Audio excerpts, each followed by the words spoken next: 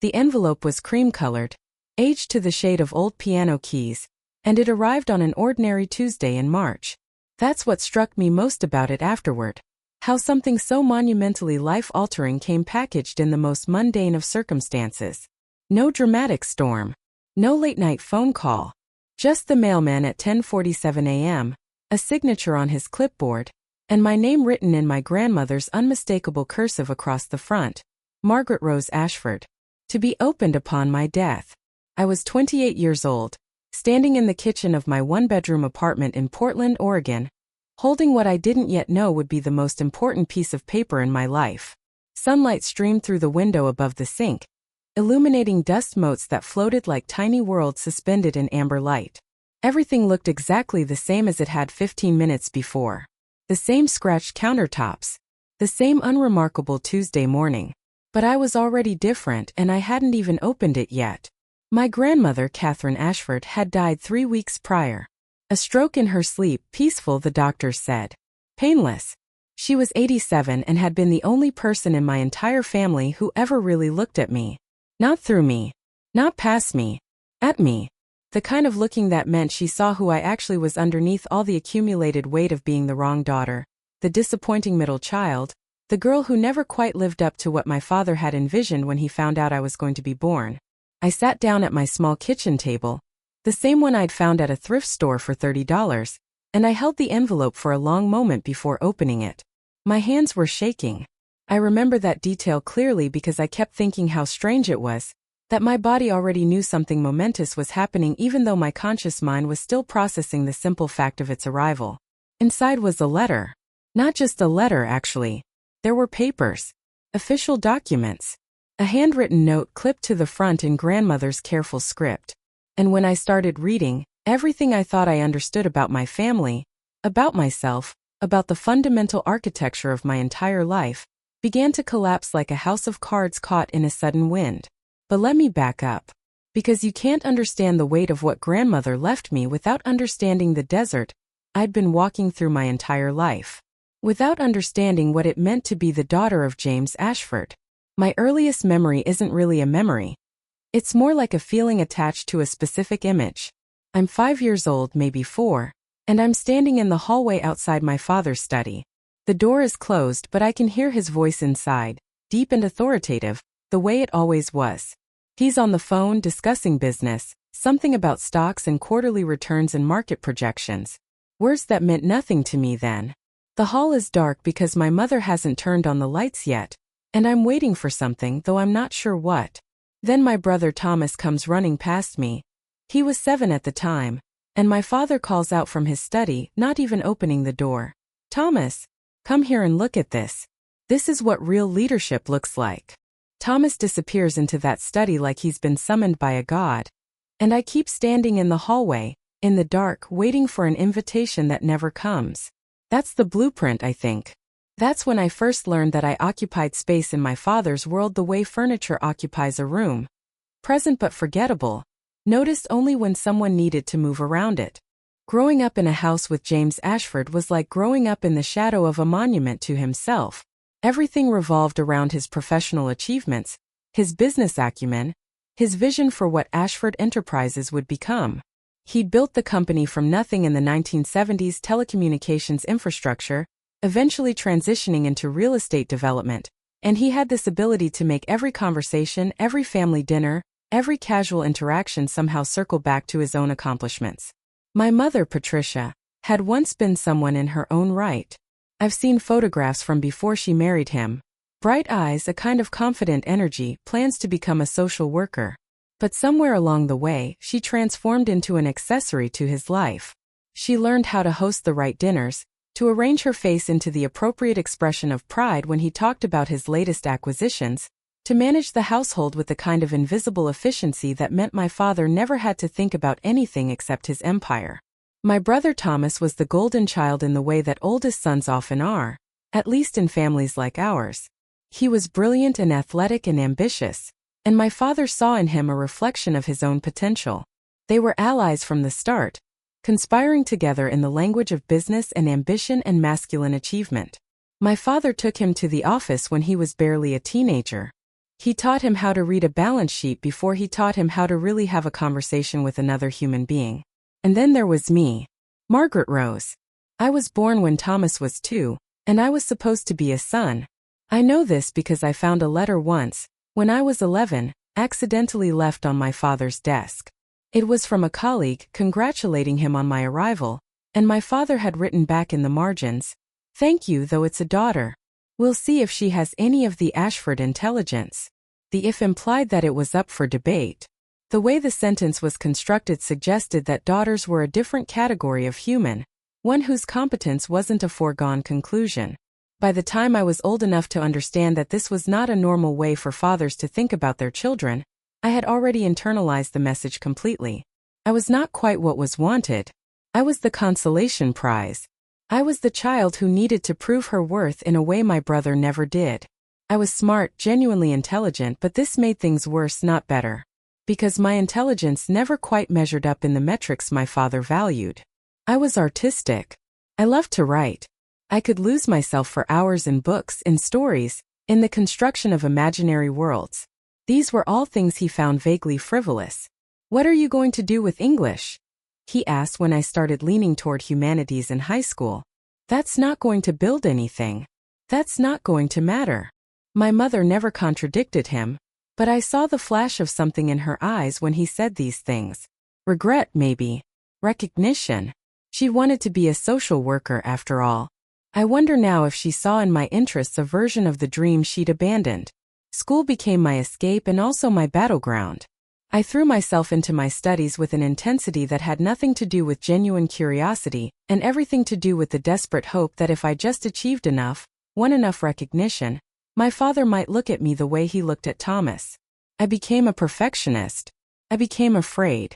I became very, very good at the specific task of performing competence while simultaneously dying inside. By high school, I developed what I can only describe as a psychological habit of self-erasure. I would walk into rooms and scan for what would make me least noticeable, least burdensome, least in the way. I made friends, but I was never quite comfortable in my own friendships. I had relationships with boys, but I was always waiting for the moment they realized I wasn't special enough to keep around. I took on leadership roles but experienced them as constant impositions. There was always this voice in the back of my head, my father's voice, really, asking if I had any right to take up space, to have needs, to want things. My grandmother Catherine was different. She was my mother's mother, and she lived about an hour away in a small town called Riverside. Visits to her house were the only times I felt like I could breathe. She had this small cottage with a wraparound porch and a garden that seemed to explode with color every season. Inside there were books everywhere, stacked on tables, overflowing from shelves piled on windowsills. She'd been a librarian before she retired, and she treated knowledge like other people treated oxygen, essential and endless. What mattered most, though, was how she looked at me. When I visited, she would ask me genuine questions about my life, my thoughts, my feelings. Not in a performative way, but like my answers actually mattered to her. She listened to me read my writing. She never said it was nice or good in a dismissive way. She engaged with it critically, thoughtfully, like it was work by someone whose ideas deserved consideration. She told me I was brilliant and she meant it. But more importantly, she treated me like I had intrinsic value, separate from what I could achieve or produce or prove. "You are enough exactly as you are," she told me once when I was 13. Sitting on her porch swing on a summer evening. I'd been crying because my father had criticized a story I'd written. Had said it was self-indulgent and lacked commercial appeal. "Your father loves you very much, Margaret, but he's a man who measures worth in ways that are far too narrow. Don't let him convince you that his yardstick is the only one that matters." I wanted to believe her. I did believe her in those moments, sitting in the golden light of late afternoon, swinging slowly on her porch. But belief and transformation aren't the same thing. The habits of self-doubt run too deep for a single conversation to undo them, even with someone you love. The truth about emotional neglect is that it's not always visible from the outside. It doesn't look like being hit or being locked in a room. It looks like being in a house with 4 other people and feeling fundamentally alone. It looks like achieving things and receiving no real acknowledgement. It looks like loving someone and not knowing how to make them love you back. It looks like spending your entire childhood waiting for someone to see you, and never quite understanding why they won't. By the time I left for college, I had become a high-achieving, deeply anxious, fundamentally uncertain young woman who would spend the next 15 years of her life unconsciously trying to earn the love of everyone around her, particularly men who exhibited any of my father's traits: successful, driven, emotionally distant, wrapped up in their own ambitions. I had learned the architecture of my family's dysfunction so thoroughly that I couldn't imagine any other way of being in the world. Thomas, meanwhile, went to Stanford, did an MBA, and came to work at Ashford Enterprises at the age of 23. My father basically handed him an executive position. By 30, Thomas was the chief operations officer. He was exactly who my father had groomed him to become. And I was in Portland, working as a freelance editor and writer, living alone, trying to convince myself that I was happy, that I'd escaped, that I was building a good life. What I didn't understand then was that you can't escape something you haven't yet named. You can't heal from something you don't fully understand. And you can't begin to reclaim yourself until something forces you to see the full structure of the cage you've been living in. That something was my grandmother's death. And that envelope, the cream-colored envelope, contained three distinct things. First was a handwritten letter, dated exactly 1 week before my grandmother's death. Second was a photocopy of a will, official, notarized, dated 1987. And third was a series of documents that I didn't immediately understand. Bank statements, property deeds, what appeared to be legal correspondence. I read the handwritten letter first. This was in my grandmother's precise, elegant cursive, the kind of penmanship that belonged to someone who had learned to write when it still meant something. My dearest Margaret, if you're reading this, I'm gone. I've arranged for this letter to arrive after my funeral, because I knew if you received it beforehand, you'd try to talk to me about it. And I wasn't ready to discuss it while I was alive. I hope you'll forgive me this small deception, but there are things you need to know, things you should have always known, and I'm finally able to tell you without causing the chaos it would have caused in my lifetime. I need you to understand something fundamental. You are not the daughter your father wanted, but you are exactly the daughter he needed. More importantly, you are the daughter your mother wanted, even if she was never quite able to say so. And you are the granddaughter I have loved more fiercely and more proudly than I can put into words. When you were born, I knew something your father couldn't see and your mother was too afraid to say. I saw your sensitivity as a gift, not a weakness. I saw your imagination as a strength. I saw your kindness and your intelligence and your capacity to love as the things that actually matter in this life. All the things the world was going to tell you were inadequate. So I made a plan. I want you to read the attached documents. They are copies. The originals are in a safety deposit box at Riverside Bank under the account name C.M. Ashford Trust. The bank manager's name is David Chan, and he has been expecting that someday you might come in looking for information. He has a copy of my death certificate and knows to release the box contents to you. What you're about to discover may upset you. It may anger you. It may make you question things you thought were true. That's okay. Let yourself feel all of it. But I want you to know from the start what this is. This is not revenge. This is not about hate. This is about truth. This is about protection. And this is about giving you what you deserve, not what your father thinks you deserve, not what the world has told you to want, but what you actually deserve. Read carefully. Think deeply. And then when you're ready, make the choice that feels right for you. I love you beyond measure. I always have. Your grandmother, Catherine. I sat there for a long time after reading this, long enough that the sunlight shifted across my kitchen table, and the dust motes changed their slow, patient dance. My heart was racing in a way that didn't quite make sense. She loved me. Obviously I knew that. But something about seeing it stated so plainly, so directly, without any qualification or condition, it made me understand that I'd been living my entire life in a state of unspoken grief about the love I didn't receive from my father, and I'd never allowed myself to fully acknowledge the love I did receive from her. Then I picked up the photocopied will. The will was dated December 14, 1987. That would have been about a month after I was born. My grandmother had apparently executed it right after my birth, which seemed oddly strategic. It was a straightforward legal document, but the key provision made my hands start to shake. I leave to my granddaughter Margaret Rose Ashford, in trust and with no authority for her father James Ashford or any other family member to access or control the funds, a sum of $250,000, to be held in perpetuity and made available to her upon her 25th birthday or earlier if she should require it for emergency purposes. $250,000. In 1987, that was serious money. Even in 2018, when the letter arrived, $250,000 was the kind of amount that could change someone's life. But there was more. The attached bank statement showed that this wasn't just the original amount sitting untouched in an account somewhere. My grandmother had apparently been adding to it for years. Every birthday it seemed there was a deposit. Small amounts, usually under $5,000, anything larger might have drawn attention, I would later understand. By the time she died, the trust held $687,000. And there was a letter clipped to the bank statements, also in her handwriting, dated more recently, just 2 months before her death. Margaret, this account was created for you before your first birthday. Your father doesn't know it exists. No one in the family except your mother knows it exists, and she made the choice to remain silent about it, though it pained her greatly. I need you to understand why I did this. I did it because I am a woman who lived in a particular era, when women's autonomy was not always protected, when daughters and wives had limited control over their own financial destinies. I did it because I saw, even then, that your father was a man who would always try to control everything and everyone around him through money and influence. And I did it because I loved you. Most importantly, I did it because I wanted you to have freedom.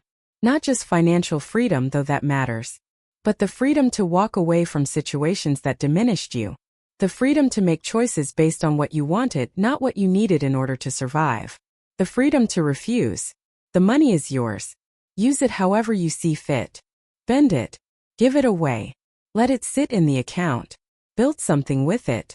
The only thing I ask is that you not tell your father, not unless and until you decide you want to. And I'm going to ask you something harder. I'm going to ask you to think very carefully about the ways in which your family has shaped you. I'm going to ask you to question the narratives you've accepted about your own worth. And I'm going to ask you to consider whether the life you're currently living is actually the life you want, or whether it's a life you've constructed in order to survive in a family that never gave you permission to simply be yourself. You have the means now, Margaret. You have the means and the permission to ask yourself what you actually want. If you get to that place and decide you want to know more about your father, about how he acquired his wealth, about some decisions he made early in his career that I've never felt comfortable discussing while I was alive, there are documents in the safety deposit box that might be useful. But I'm not telling you to read them.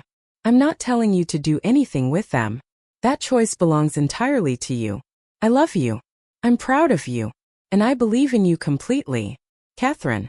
I don't remember standing up. I don't remember moving, but suddenly I was in my bathroom, gripping the edge of the sink, my reflection looking back at me with an expression I barely recognized. It was something between terror and fury and a kind of desperate, aching hope. My grandmother had left me nearly $700,000. My father didn't know I had it. The entire architecture of the financial dependence that had shaped my adult choices, the fear of not being able to support myself, the desperate need to please people who might offer stability, the constant anxiety about money, all of it had been founded on a lie. I actually had resources. I actually had power. I actually had the ability to walk away from anything that hurt me. The documents in the safety deposit box, the ones that contained information about my father's early career. I wasn't ready to read those yet, but I knew they existed, and I knew I would eventually want to know what they contained. Over the next week, I did several things. First, I went to Riverside Bank and met with David Chan, a man in his mid-50s who shook my hand and smiled with a kind of knowing compassion. He already had everything prepared. He showed me the original documents, explained the trust structure, answered all my questions about accessing the funds, and offered his condolences about my grandmother's death. She was very clear about the trust, he told me. She came in annually to ensure everything was in order. And she was very clear about discretion. He showed me the safety deposit box. Inside, there was an envelope sealed, with my name on it in my grandmother's handwriting. It contained a key. Not a metaphorical key, an actual key to another safety deposit box in the bank, the contents of which David Chun said I could access whenever I was ready. Your grandmother left instructions that you should read the letter first, think about it for as long as you needed, and then access the other box only if you decided you wanted to. She was very specific about that timeline. I took the key home and placed it on my kitchen table beside my grandmother's letters.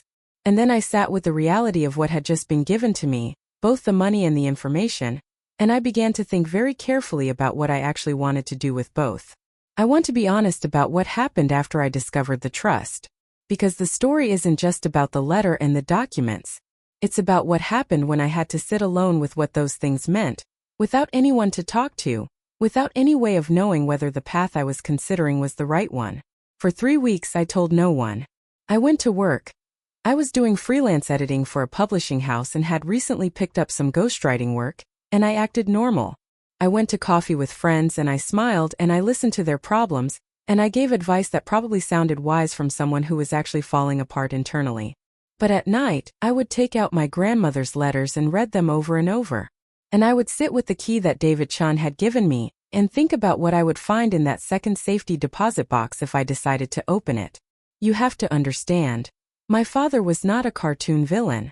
He wasn't a criminal or a monster in any conventional sense. He was a successful businessman. He was philanthropic in his way. His name was on the library in our hometown. He funded scholarships through his alma mater. He was married to my mother for 52 years, which is not nothing.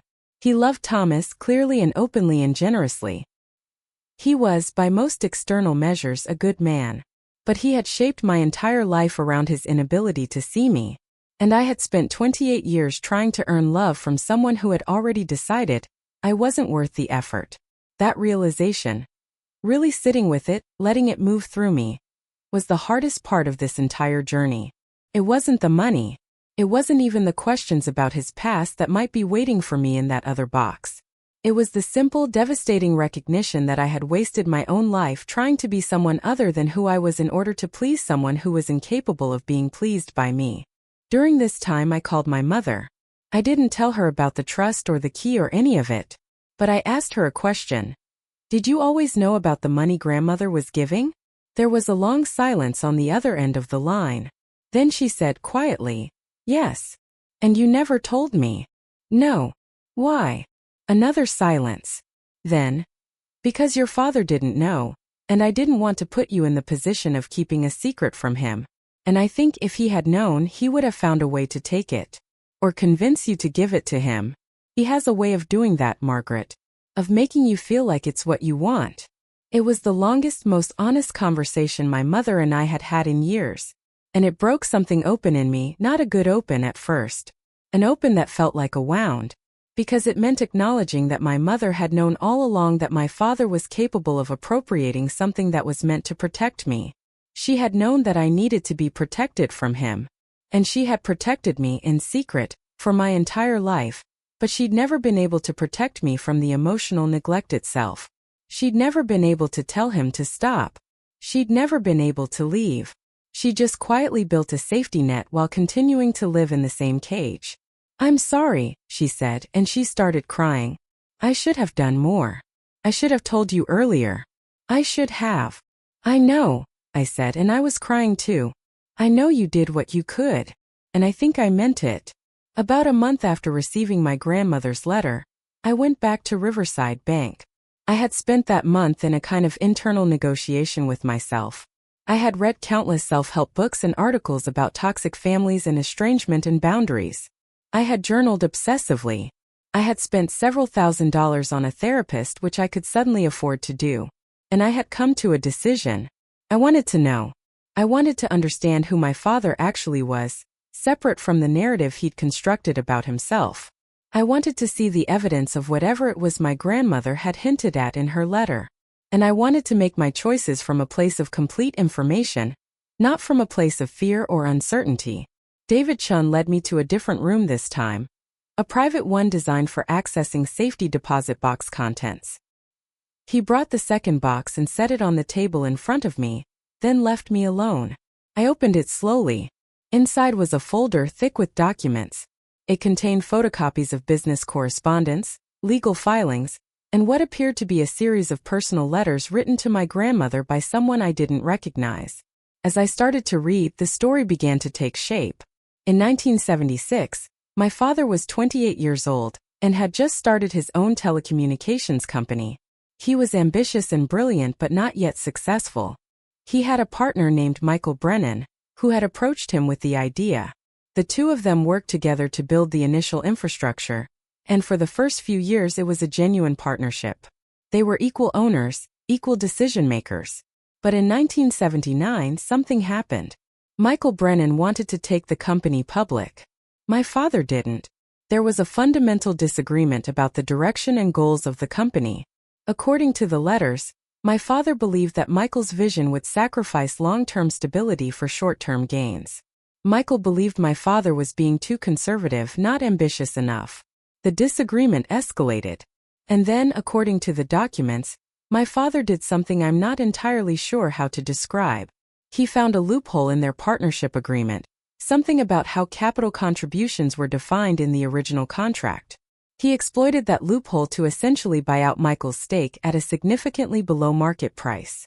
Not illegal perhaps, but certainly unethical. Certainly not something a true partner would do to someone they'd built something with. Michael had no legal recourse. He was devastated. The letters to my grandmother from Michael's wife, Margaret Brennan, I share a name with her, which suddenly felt profoundly meaningful, painted a picture of a family destroyed by my father's actions. Michael had a stroke a few years later, stress-related, his wife believed. He died in 1987, the same year my grandmother created the trust for me. And here's the part that makes my skin crawl. Michael had a daughter. She was the same age as me. She was born around the same time I was born, maybe a few months later. The letters mentioned her, with a kind of sad resignation. His daughter is beautiful and talented, Margaret Brennan wrote to my grandmother in 1984. But she will never have the opportunities your grandchildren will have, because of what James took from us. He stole our future and gave himself more of his own. My father hadn't just wronged Michael Brennan as a business partner. He had shaped the financial destiny of another family. He had stolen someone's inheritance, in a manner of speaking. He had taken the capital that should have gone to someone else and used it to build his empire. And my grandmother had known. For decades she had known. And she hadn't told him that she knew, but she had responded by taking the proceeds of the theft and creating a trust to protect me. She had essentially been restitution in reverse, taking what my father had stolen and making sure it benefited someone he loved, without his knowledge. The documents also contained more recent financial information. My father's company had continued to grow. By the 1990s he had become genuinely wealthy, not just successful but rich. He had bought properties. He had diversified. He had become, in many respects, the titan of industry that he'd always wanted to be. But it was built on a foundation of this lie, this theft, this calculated betrayal of someone he'd called a partner. I read through all of these documents in one sitting. I didn't eat. I didn't drink water. I just read, and as I read I felt something shifting inside me. The man I had spent my entire life trying to please, trying to understand, trying to win over. I suddenly understood that his love was not something worth having. Not because he was evil, but because it was conditional on never seeing him clearly. It was conditional on accepting his version of reality. It was conditional on being useful to him in some way. I thought about Michael Brennan's daughter. I wondered if she knew what had happened. I wondered if she'd spent her life wondering why her family had fallen apart. I wondered if she'd blamed her father for the stroke, for the decline in their circumstances, without understanding that it hadn't been his failure. It had been my father's theft. When I left the bank that day, I felt different in a way I can't quite articulate. Not sad exactly. Not even angry, though I had every right to be. It was more like something inside me had become very clear and very hard. Like I could finally see the actual contours of my life without the lens of my father's importance, my father's judgment, my father's narrative. I had choices now. Not just the choice of whether to confront my father or not. The choice of who I wanted to be, separate from my family's legacy. The choice of what I wanted to do with my knowledge. The choice of whether family loyalty meant accepting complicity in theft. It took me another 2 weeks to decide what I would do. During those 2 weeks, I did something I hadn't done in a very long time. I researched. I used my skills as a writer and editor to dig into public records, company filings, news archives from the 1970s and 80s. And I discovered that my grandmother was not the only person who had kept this story alive. Michael Brennan had apparently been well connected. He came from money originally, old money, the kind that doesn't make noise but has considerable influence. After his stroke, his family had made certain information available to select people in the business community.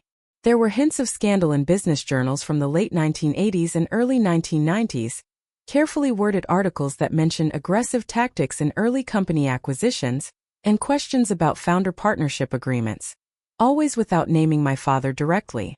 But I found something even more important.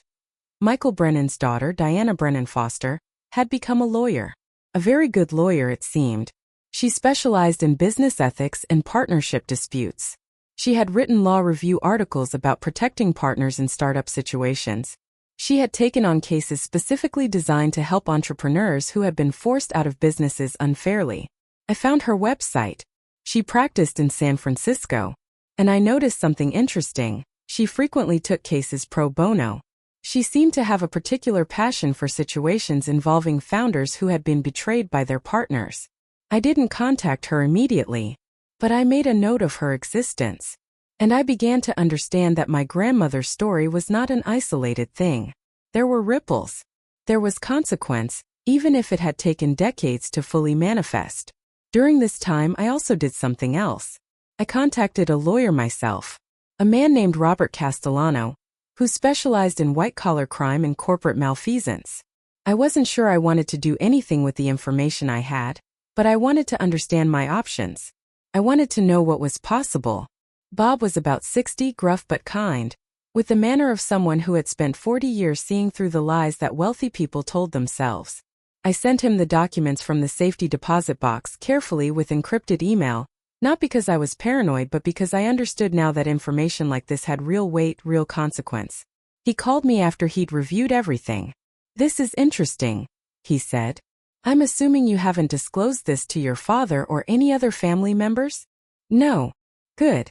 Because this information could be valuable, depending on what you want to do with it. The statute of limitations on business fraud is complicated in this state. But there might be grounds for action if Michael Brennan's estate or heirs wanted to pursue something. That said, statute of limitations has probably run out on any criminal action. Civil action would be more feasible. Could I do something?" I asked. "Could I bring action myself?" "You? Not directly. You're not the wrong party.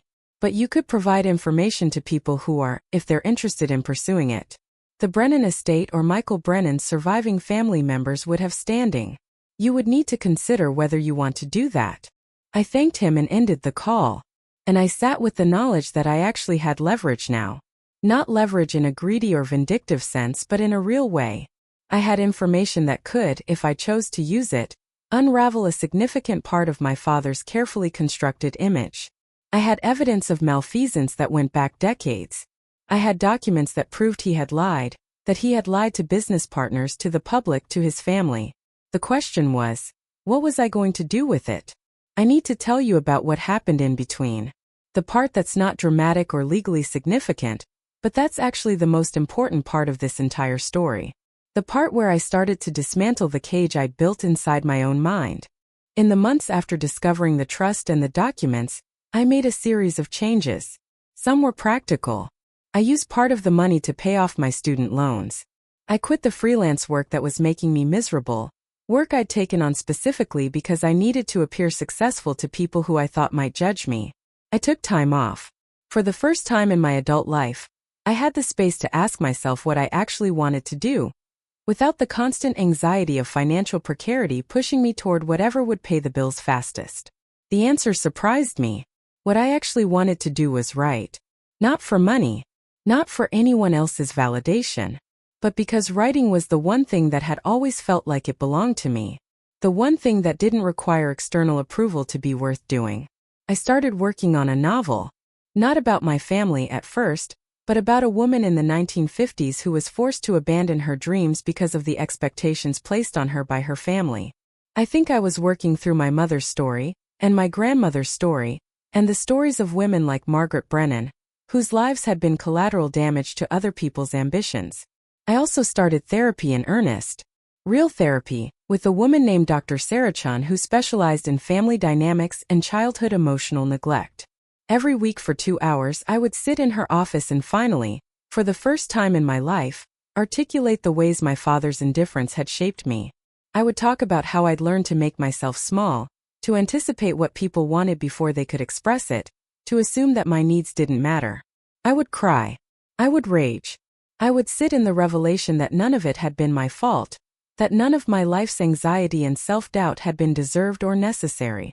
The question now, Dr. Chan said to me in one session, is not how to fix yourself or prove your worth. The question is what kind of life you want to build now that you understand you always had worth. What kind of relationship do you want to have with your family, knowing what you know? That's the actual choice in front of you. It was during this therapy that I also started to reckon with my relationship with my mother. She had done the best she could within an impossible situation. She had protected me in secret while staying in an emotionally stifling marriage.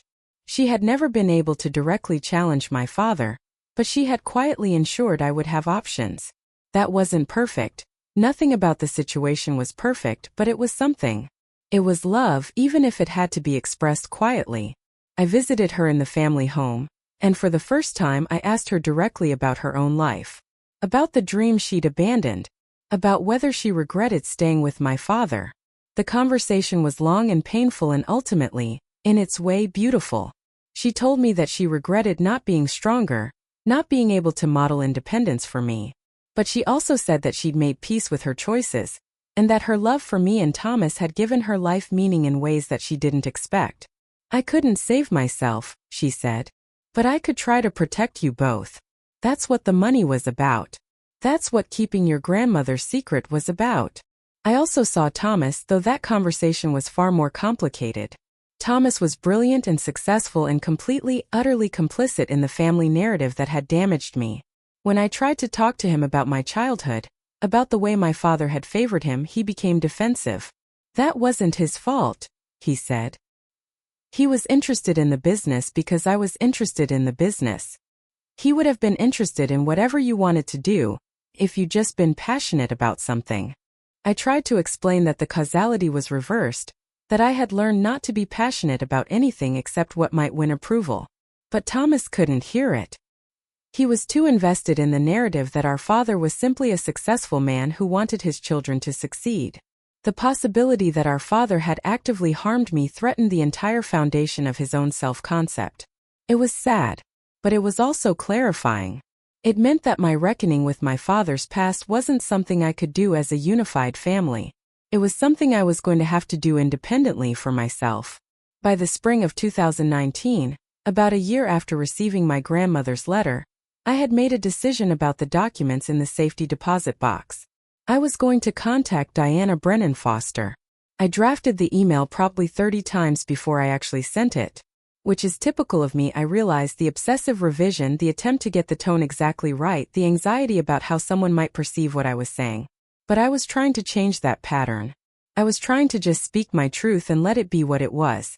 The email I finally sent was simple. Dear Ms. Brennan Foster, my name is Margaret Ashford. I don't know if that name means anything to you, but your father's name means something to me. In the context of documents I recently inherited from my grandmother, your father's former business partner was James Ashford. I'm not contacting you for legal reasons, at least not yet. I'm contacting you because I have documents that tell your family's side of a story that I've only ever heard from my father's perspective, and I think you might want to know what's in them. If you're open to it, I'd like to meet with you. I have no agenda beyond wanting to do the right thing, though I'm still figuring out what that means. Sincerely, Margaret Ashford. I sent it from my email and I tried not to think about it too much. I knew she might not respond. She might be uninterested in dredging up old family trauma. She might suspect me of some ulterior motive. She might simply not care. But she did respond. Within 24 hours. Margaret, I would very much like to meet with you. I've spent a lot of my career fighting against the kind of thing your father did to mine. It's interesting to know that someone in his family actually knows what happened. Are you available to meet in San Francisco? There's a coffee shop near my office. Let me know what works for you. Diana. I took a flight to San Francisco on a Friday in April. I was terrified. Not of Diana exactly, but of what this meeting represented. I was about to confirm that I knew my father was a thief. I was about to align myself with the people he had wronged. I was about to take action that would, eventually, have to be revealed. Diana was waiting for me at the coffee shop. She was in her late 40s, with dark hair touched with gray and an expression of intelligent kindness that immediately put me at ease. We got coffee and found a table in the back, away from other people. I handed her a folder with copies of the documents. She read through them carefully, not speaking, and I watched her face. I expected to see anger, but what I saw instead was sadness. I knew some of this, she finally said. But I didn't know all of it. I didn't know your grandmother had kept such detailed records. My father died in 1991 when I was 19. I remember him having a stroke when I was 16, and I remember my mother explaining eventually that it was because of a business betrayal. But I was young, and by the time I was old enough to care, the anger had calcified into something else. Into my career, actually. Into this constant need to protect other people from what happened to my family. I'm sorry, I said. I'm sorry that he did that to your family. It wasn't your fault, Diana said gently. You didn't do it. But I appreciate you saying that. We talked for 3 hours. Diana told me about her father, about how brilliant he had been, and how the stroke had taken that away. She told me about her mother's grief and her brother's anger. She told me that she'd become a lawyer specifically because she'd seen what happened when one person had power over another and chose to abuse it. And then she said something that I didn't expect. What do you want to do with this information? Because that's the real question, isn't it? You didn't come to me just to share documents. You came because you're trying to figure out what your responsibility is. I've been asking myself that question for months. I don't know, I admitted. Part of me wants nothing to happen. Part of me wants my father to face consequences. Part of me is terrified of blowing up my family. And part of me thinks that I should just leave it alone. That it happened so long ago that pursuing it now is pointless. Diana nodded. Those are all legitimate positions. I'm not going to tell you what to do, but I will tell you this. What your father did to my family had consequences that lasted for decades. My brother never went to college, not because he wasn't smart enough, but because my parents couldn't afford it after losing the business. He developed a kind of shame about his financial circumstances that he never quite recovered from. My mother worked until she was 70 years old because my father's stroke meant our family's savings went to medical care. There were real costs, and your father never had to account for any of them. But he didn't do anything illegal, I said. Didn't he? Diana pulled out her laptop and showed me documents. Actually, I've been researching this for years. The partnership agreement in your grandmother's documents has some interesting language. I think there might be an argument that what he did violates securities fraud statutes, or at minimum constitutes breach of fiduciary duty. The statute of limitations is weird. It depends on when people discovered the fraud or should have discovered it. If my family wanted to pursue civil action, there might be grounds, depending on how an attorney analyzes the details.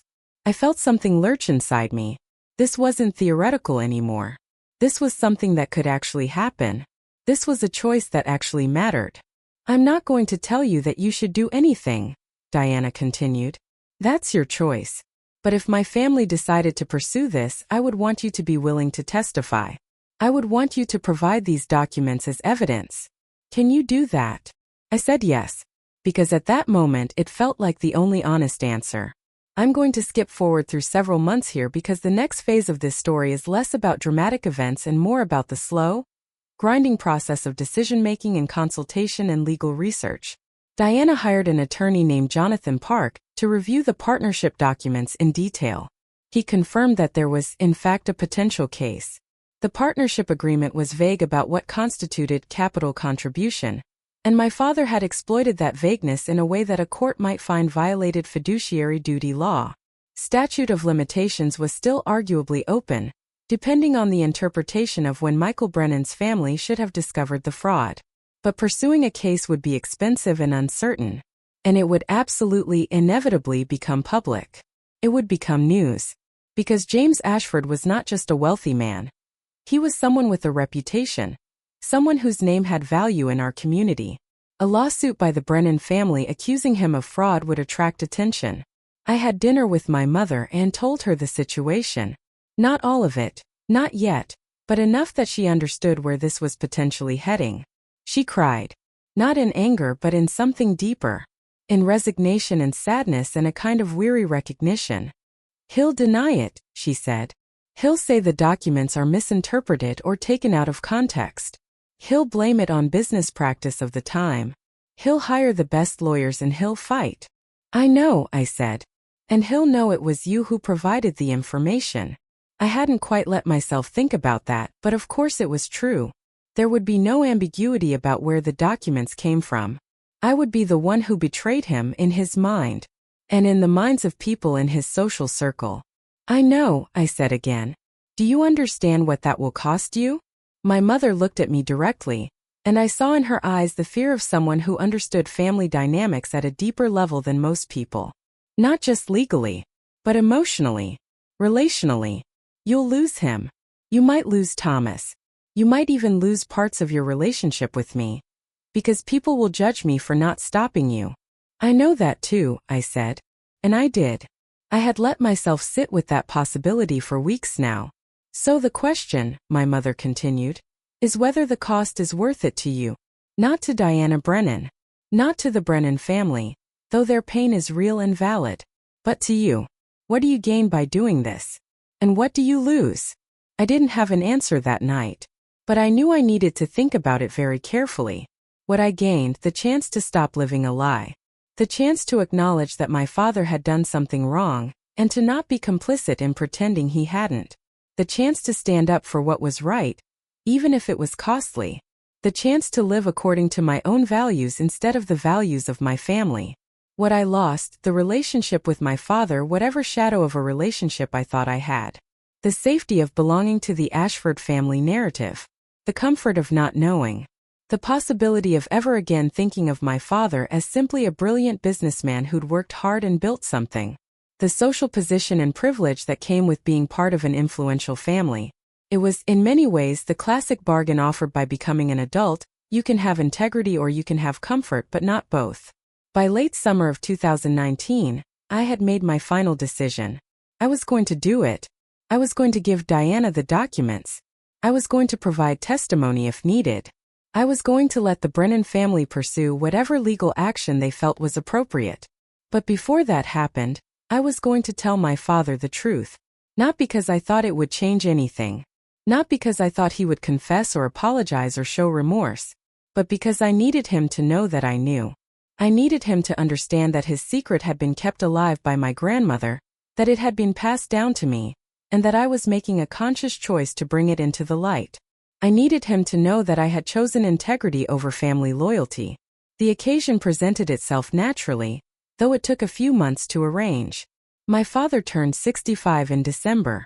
It was a milestone birthday and my mother was planning a party, nothing enormous but significant. A dinner at an upscale restaurant with about 50 people. Colleagues, family, friends, business associates, some family. I was invited, of course. And I accepted, and I made plans to use that occasion as the place where I would finally speak my truth. But first I wanted to have a private conversation with him.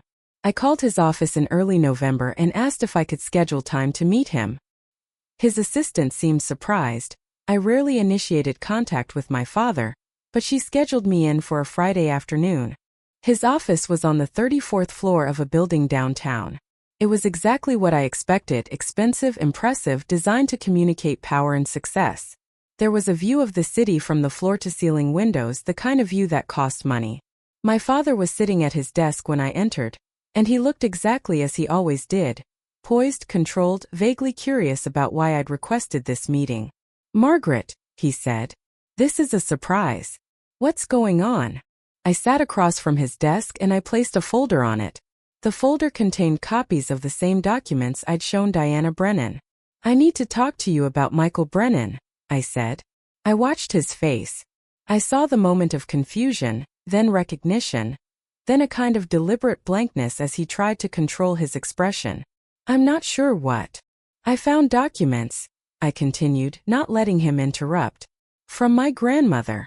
She kept a record of what happened with Michael Brennan. How you bought him out. How you exploited the partnership agreement. How you essentially stole his stake in the company. My father stood up. This is not the time or place. You're right, I said, still calm, still measured. It's not. But it's a conversation that needs to happen, and it's a conversation that's going to happen publicly if we don't have it privately now. I explained to him what I'd found. I explained about Diana Brennan Foster and the lawyers. I explained that the Brennan family was considering legal action, and I explained that I had made the decision to cooperate with them, to provide testimony and evidence if needed. My father's reaction was not anger. It was something colder. It was dismissal. This is ancient history. Michael understood the business. He made his choices. He didn't understand the partnership agreement, I said. And you knew he didn't. You deliberately exploited that. You're being naive, my father said coldly. Business requires making tough decisions. Michael chose not to. The fact that he suffered consequences doesn't make me responsible for his choices. I had expected this. I had expected the rationalization and the deflection. What I hadn't expected was how little it would affect me. Sitting across from him, I realized that I had already stopped needing his approval. I had already grieved the relationship I'd always wanted to have with him. I was just explaining myself now as a courtesy, not because his reaction mattered. I wanted you to know directly from me before this becomes public, I said. I wanted you to hear it from your daughter, not from lawyers or news reports. That's the only respect I'm paying you in this. My father stared at me for a long moment, and I saw for the first time in my life something that looked like fear in his expression. He was suddenly aware that his past was not going to stay in the past, that the story he'd told himself about his own morality and success was about to be publicly questioned. If you do this, he said quietly, you will not be welcome in this family. You understand that? I understand that, I said. And I did. You will be seen as a traitor. I understand that too. He walked to the window and stood there, looking out at the city he'd spent his life acquiring pieces of. And he said something that I think he meant to hurt me, but that actually just confirmed everything I'd already understood. I always knew you'd never be as strong as your brother. I suppose I shouldn't be surprised that you lack the loyalty to stand with family over principle. No, I said. I lack the willingness to call family loyalty more important than truth. Those are different things. I left his office without waiting for a response. I took the elevator down to the ground floor. I walked out onto the street, and I felt lighter than I had in years. The party was scheduled for December 20th, the Saturday closest to my father's birthday. It was held at an upscale private restaurant in the historic district, the kind of place where people like my father had always felt at home. The kind of place where power was subtle but evident in every detail. I wore a dark blue dress and arrived alone, about 30 minutes after the party had started. I wanted to be there, present but not integrated into family dynamics. My mother was working the room, looking tired and trying to maintain the appearance of a happy wife. My brother Thomas was there with his wife Catherine, and they were already deep in conversation with some of my father's colleagues. I got a glass of wine and stood on the periphery watching, and I waited. The party was supposed to last until about 11. Around 9:30, my father's old friend Robert Hutchins was going to give a toast. Robert had known my father since business school. He was wealthy and respected and well-connected. His toast was going to be, as these things always are, a celebration of my father's success and his importance. But before that happened, I was going to interrupt the evening. I was going to stand up and ask for attention, and I was going to tell the truth. I'd written a speech. Not a long one but careful. I had edited it obsessively, removing anything that sounded angry or accusatory, anything that could be dismissed as the words of a scorned or unstable person. I wanted it to sound reasonable. I wanted it to sound truthful. I wanted it to be undeniable. At 9:15, I stood up and walked to the center of the room. I caught my father's eye from across the space, and I saw him understand what was about to happen. He stood, apparently intending to stop me, but I was faster. "Excuse me," I said, my voice cutting through the ambient chatter. "I need to ask for everyone's attention for a moment." The room quieted. There was that particular kind of silence that happens when people sense that something unexpected is about to occur. Thank you for being here, I continued. I'm Margaret Ashford, James Ashford's daughter. And I'm here because there's something that needs to be said at this celebration of my father's success, and I'm the only one with the standing and the knowledge to say it. I pulled out the 2 pages I'd carefully written. My hands were steady. I had been too well trained in the performance of competence to fail now, even though my heart was racing. My father is a successful businessman, I said. That's undeniable. He built an empire. He's philanthropic. He's respected. He's created jobs and contributed to our community. All of that is true. But the success that's being celebrated tonight was not built on the foundations my father would like people to believe. I saw my father start to move toward me, but Thomas grabbed his arm. I continued, not looking at him but knowing he was listening. In 1976, my father started a telecommunications company with a man named Michael Brennan. They were partners. They built the company together. And then when it became clear that the company was going to be valuable, my father found a legal way to force Michael out and buy his stake at a below-market price. Michael Brennan died of a stroke at age 49, and his family was devastated financially and emotionally. And my father built his fortune on the capital that should have gone to Michael Brennan. The room had gone very quiet. I could feel people processing what I was saying, trying to figure out if I was serious. I have documents that prove this, I continued. Partnership agreements, correspondence, financial records. My grandmother kept these documents for 40 years because she knew that the truth mattered, even if speaking it wasn't possible during her lifetime. I'm speaking it now, with her documents as evidence, and I'm telling you that James Ashford is not the self-made businessman he presents himself as. He's a man who stole from his partner and built his success on that theft. My father lunged forward. This is insane, he said, his voice hard. This is slander. This is a mentally unstable person making accusations that have no basis in. They have every basis, I said, cutting him off. And they're not slander because they're true. The partnership agreement from 1976 is in these documents. The correspondence from Michael Brennan's wife to my grandmother, describing the circumstances of Michael's stroke and my father's actions, is in these documents. The financial records showing the buyout terms and how they violated the letter and spirit of the partnership agreement. All of it is documented. I held up the pages. I'm sharing these documents with the Brennan family, who is considering legal action. I'm providing my testimony if needed. And I'm telling everyone in this room that James Ashford's success was not earned through brilliance and hard work alone. It was earned through the betrayal of someone who trusted him. For a moment there was complete silence. And then the room erupted. People were talking, asking questions, expressing shock. My father was shouting at me, telling me I was a liar and a traitor. My mother had her hand over her mouth. Thomas looked like he was going to be sick.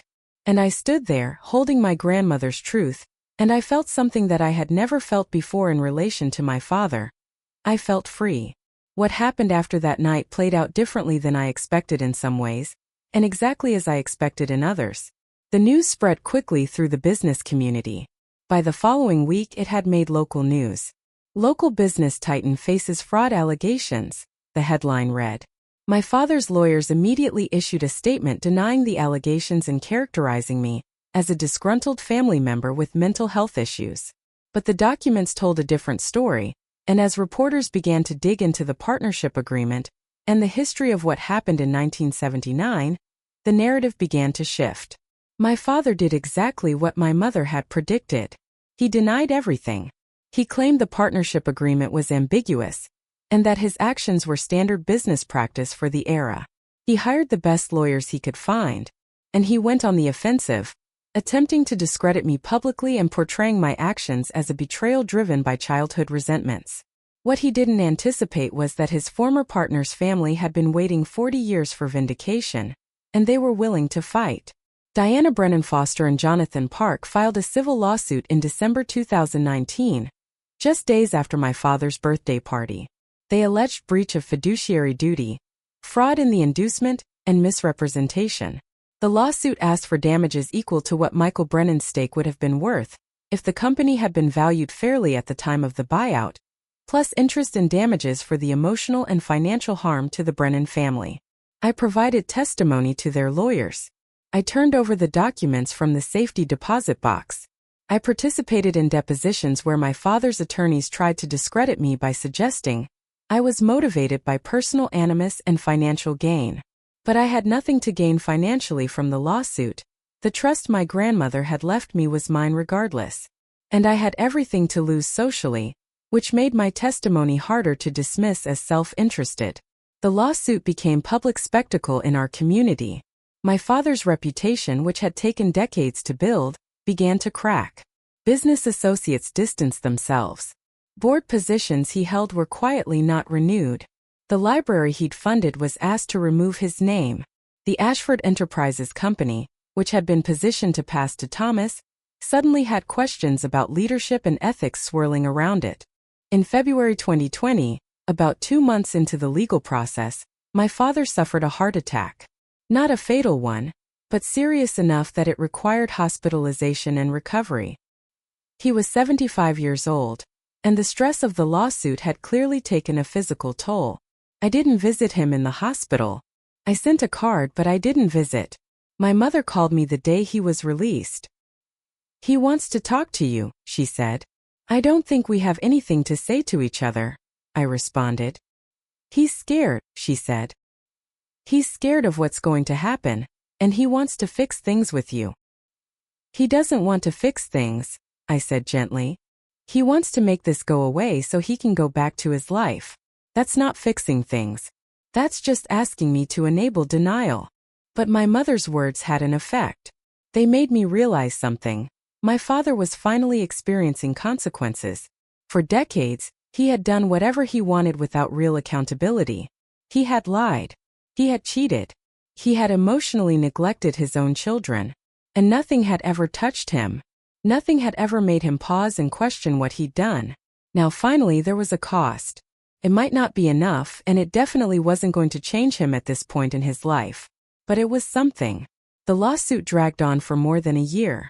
There were depositions and discovery and negotiations. My father's lawyers pushed back hard. And there were several moments when I thought Diana and Jonathan might not be able to prove their case.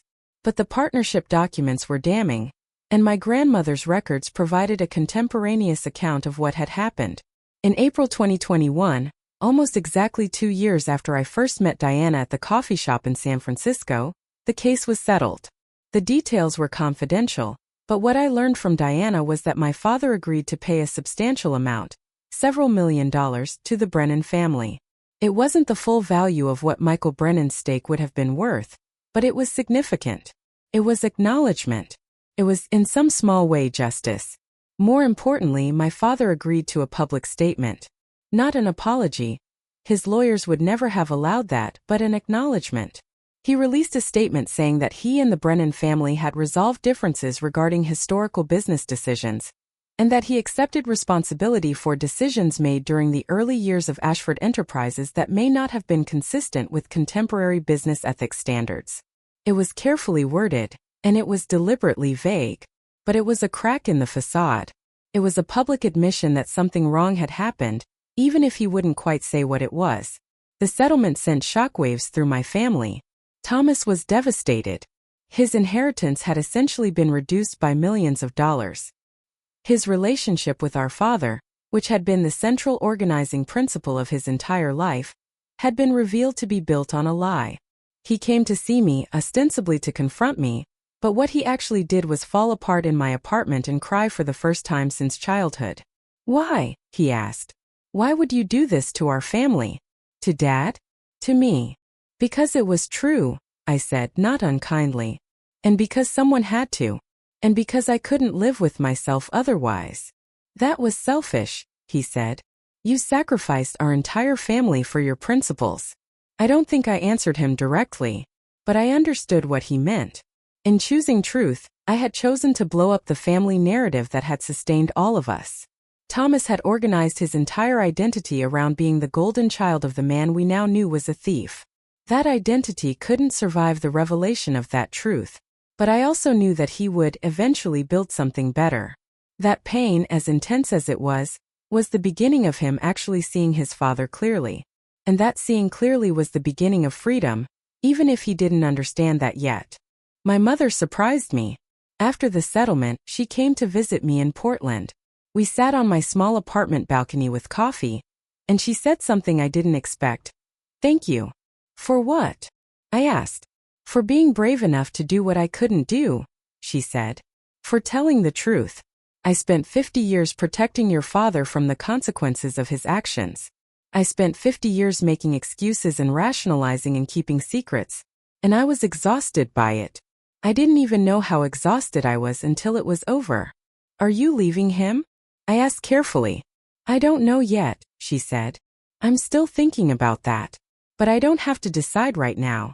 For the first time in my adult life, I can take time to think about what I want, instead of just trying to manage what he wants." My mother did eventually leave my father. Not immediately, but within a year. She found an apartment in the town where my grandmother's cottage was, and she started working as a consultant for a nonprofit focused on supporting older adults. It was modest work, but it was hers, and it made her happy in a way I'd never seen her be happy before. Now, I need to tell you about the hardest part of this whole experience, because the dramatic confrontation and the lawsuit and the settlement, those are the parts of the story that feel like they have clear narrative arcs. But the real work came after, in the quiet months and years when I had to figure out who I was outside of my family's context. I had won in a sense. I had told the truth. I had held my father accountable. I had given voice to people who had been wrong decades ago. But I had also lost. I had lost my relationship with my father. He made it clear that he would not see me or speak to me again. He referred to me in conversations with others as the Judas child, which was his way of expressing how deeply my betrayal had wounded him, though of course to him it wasn't betrayal. It was the revelation of truth that he had worked his entire life to hide. I had also essentially lost my brother.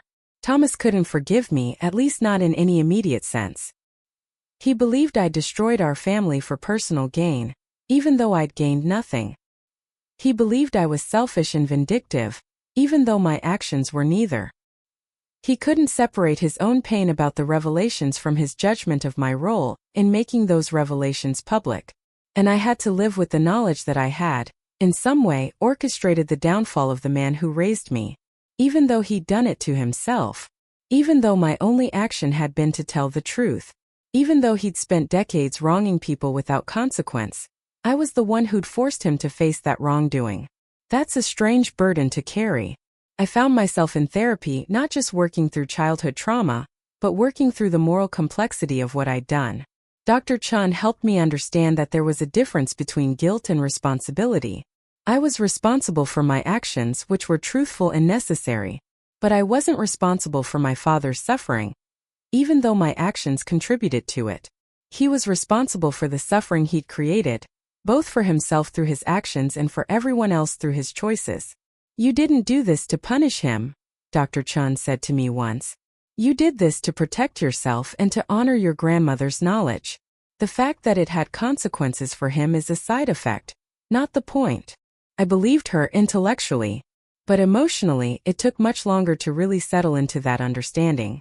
I also had to reckon with my own internalized patterns that had developed in response to my father's neglect. I noticed myself seeking approval from romantic partners in ways that echoed the original dynamic. I noticed myself staying small in professional settings, even though I now had the financial resources and emotional space to be ambitious. I noticed myself apologizing for things that weren't my fault, preemptively explaining myself, trying to make myself less threatening or demanding. The money that my grandmother had left me became a kind of test of my own self-worth. It seemed obvious that I should use it to build a life that I actually wanted. But actually allowing myself to want things, to pursue them, to spend money on myself, that was surprisingly hard. The ghost of my father's judgment kept whispering that I was selfish, self-indulgent, not ambitious enough, too artistic, not practical, not worth the resources. So I did something radical. I decided to use the money to build a life that was entirely separate from my family's expectations. I quit all the freelance work that I'd been doing for money. I rented a studio space. I committed to writing my novel for 1 full year without worrying about income. I went to therapy twice a week. I took classes in creative writing. I traveled alone for the first time, spending 3 months in Mexico learning Spanish, and living in a small coastal town. And I wrote. God, I wrote. I wrote the novel that had been germinating in my mind since I started discovering the truth about my family. It was fiction, it had to be, but it was deeply true. It was about a woman navigating the wreckage of her family, trying to figure out who she was when the identity she'd constructed to survive that family was no longer necessary. About 18 months after the settlement, I wrote a letter to my father. I didn't send it right away. I wrote it and then I sat with it and I revised it and I thought about whether it was something I actually needed to do. The letter wasn't asking for forgiveness or reconciliation. It wasn't an apology. It was an explanation written for myself as much as for him.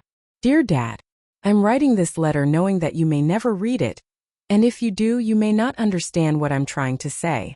But I need to write it anyway for my own sake. For most of my life, I believed that if I could just be good enough, achieve enough, prove myself enough, you would see me the way you saw Thomas. I believed that my value was conditional on performance and achievement. I learned to make myself small because I thought that's what would make me acceptable to you. When I discovered what you did to Michael Brennan, I realized that my entire relationship with you was built on a misunderstanding. I thought that the distance between us was my fault, that I was the problem. But the distance was always about what you were capable of seeing, not about who I actually am. I want you to know that I'm not angry anymore. I'm sad. I'm sad for the relationship we could have had. I'm sad for Thomas, who has to figure out who he is separate from your expectations. I'm sad for Mom, who spent 50 years trying to hold together something that was fundamentally broken. But I'm not angry at you. I did what I had to do. I told the truth because I couldn't live as a person who knew the truth and was complicit in hiding it. That choice cost me the relationship with you. It cost me the membership in our family as I'd known it. But it gave me something more important. It gave me the ability to live with integrity. I hope that eventually you can understand that telling the truth wasn't a betrayal. It was an act of love for the person you could have been, if you had allowed yourself to see the people around you clearly. Margaret, I never sent that letter. I wrote it and I read it and I understood what I needed to understand from writing it. And then I let it go. 5 years have now passed since the day of my father's birthday party when I told the truth in front of 50 people. 5 years since I made the choice that fundamentally realigned my relationship with my family and my own life. My father and I have never reconciled. He had another heart attack in 2023, and he died 2 years ago at the age of 82. I attended the funeral not out of obligation, but because I needed to mark the end of something. I stood in the back of the church and listened to people eulogize a version of my father that I had never known, successful and generous and brilliant and kind. All of that was true in a sense, but it was an incomplete truth. The people speaking had not seen what I had seen. They had not known what I had known. They had not had to reckon with the contradiction between the public image and the private reality. My brother Thomas has come around slowly. Took him years, but he eventually sought therapy. And he started asking questions about our father that he'd never allowed himself to ask before. The version of himself that he'd constructed, the heir, the golden child, the one chosen for greatness, that identity had to die. And something new had to grow in its place. Last year, he told me that he'd made some changes in how he runs his division of the company. He's trying to be more ethical, more transparent. He's trying to be a different kind of leader than our father was. I don't know if that counts as redemption, but it's something. My mother is happy, genuinely happy, in a way I've never seen her be in my entire life. She's remarried to a kind man who actually listens to her and asks her questions and cares about her opinions. She's involved in her community. She reads. She travels. She's built a life that belongs to her, not to someone else. And me? I published my novel. Came out 3 years ago. It wasn't a bestseller, but it was well reviewed. It was published under a pseudonym, which allowed me to tell the truth while maintaining some privacy. In the novel, I was able to explore the complexity of family dynamics and the cost of integrity in ways that I couldn't quite articulate in real life. Since then, I've published 2 more novels. I teach creative writing at a local college, which I love. I'm starting another book. This one not about my family, but about a woman archaeologist discovering hidden artifacts. I live in Portland. I have meaningful friendships and relationships. I volunteer with an organization that helps young people from difficult family situations navigate identity and self-worth.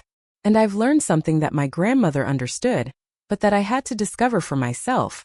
You cannot earn your way into being loved by someone who is incapable of seeing you clearly. You can only save yourself by loving yourself enough to walk away.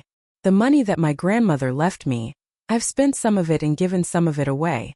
I donated a significant portion to an organization that provides legal services to people wrongfully pushed out of business partnerships. I donated to the arts. I built a fund to support young writers from underprivileged backgrounds. And I kept enough to ensure that I would always have the freedom to make choices based on what I wanted, not what I needed in order to survive. That's the gift my grandmother gave me, and I'm trying to pass it forward. If you're still listening, I want to tell you what I've understood through all of this. Not the dramatic parts, not the letter or the confrontation or the lawsuit, though those are part of the story, but the deeper understanding that took me years to really metabolize. The most destructive thing my father did wasn't the theft from Michael Brennan, though that was real and wrong. The most destructive thing he did was teach his children, teach me, that we were only valuable insofar as we were useful to him. That our worth was conditional. That love had to be earned through achievement and compliance. And the most powerful thing I did wasn't expose his theft or testify against him. The most powerful thing I did was decide that I was going to stop living as a person who accepted that conditional valuation of myself. I was going to stop trying to earn something that shouldn't have to be earned. I was going to stop apologizing for existing. That decision didn't save my relationship with my father. It didn't magically heal my family. It didn't make me wealthy or famous or anything other than a woman trying to live with integrity and build a meaningful life. But it saved me. It freed me from a cage that I didn't even fully realize I was living in. My grandmother's letter gave me resources. The documents gave me truth. But the real gift, the gift that changed everything, was permission. Permission to question. Permission to challenge. Permission to walk away from something that was destroying me, even though that something was family. Not everyone has a grandmother who will secretly fund their freedom. But everyone has the capacity to claim their own worth, separate from what other people have told them about themselves. That's what my grandmother wanted me to understand. And that's what I'm telling you now. Your family's narrative about you might be wrong.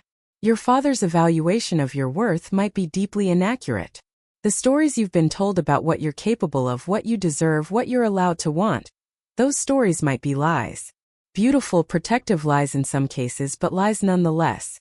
You have the power to tell yourself a different story. You have the power to claim a different identity. You have the power to walk toward the person you actually want to be, rather than spending your life trying to be what someone else needed you to be. That's the message my grandmother left me. That's the message I'm leaving with you.